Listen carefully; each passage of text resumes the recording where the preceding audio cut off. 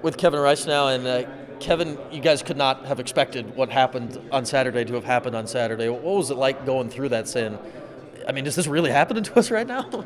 Yeah, it was a little surreal. The game started out sort of how we expected it to. The first quarter, they took their time on offense, and our defense was very stingy. And I thought we played pretty well offensively in the first quarter, and had a couple goal lead going into the second. And then, obviously the second was as big of a disaster as it could have been. I think we had a couple offensive possessions, and we turned it over or missed shots on both of them. And then they had the ball the rest of the time. So it was a pretty tough for both the offense and the defense, but it's something that happens and we need to move past.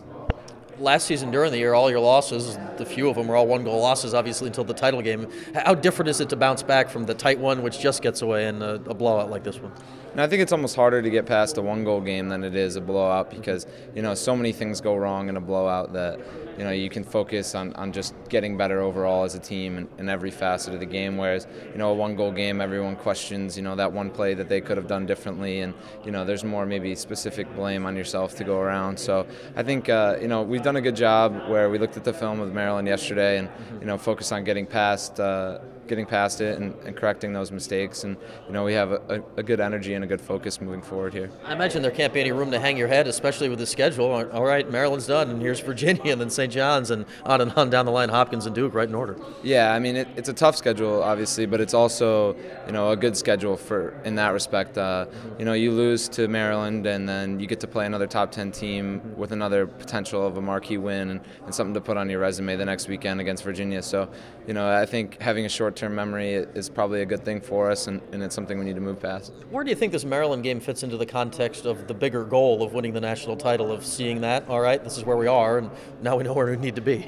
Yeah, I mean, it showed us that we need to execute better when it's a low possession game for us. Obviously, we became accustomed to that last year a little bit, but so far this year, Chris had done an amazing job. He was 65%, so we hadn't really had to deal with that situation. So everybody has an off game, and there are going to be games where our offense can't score, and our defense is having trouble too. So we need to band together as a team and pick up other units when they're struggling. Yeah, certainly not as many possessions as you would have liked. You got Randy Stotts starting on attack this last week. How do you think the unit of Randy, yourself, and Dylan works together going forward? I think it works well. I think we complement each other well. Obviously, it's an adjustment.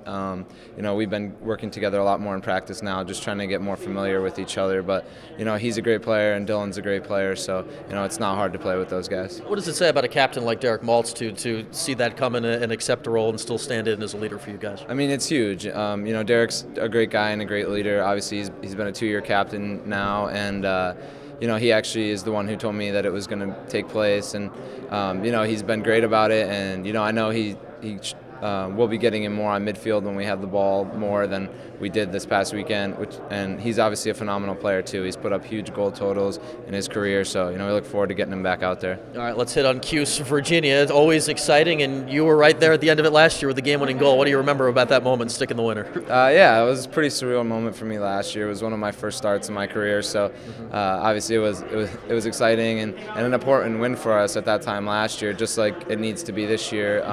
We're in pretty similar situations, dropping an early game that maybe a lot of people didn't expect us to, so it's another time where we need to band together and really get a big one. What do you expect about, you've been to Clockner before, but your first significant playing time down there? Yeah, I mean, my freshman year, it was definitely an exciting environment, and one that I wanted to play more in. So I love away games. There's an atmosphere about an opponent's crowd, and it's a night game and on TV, so it's exciting. It's why you come here to play.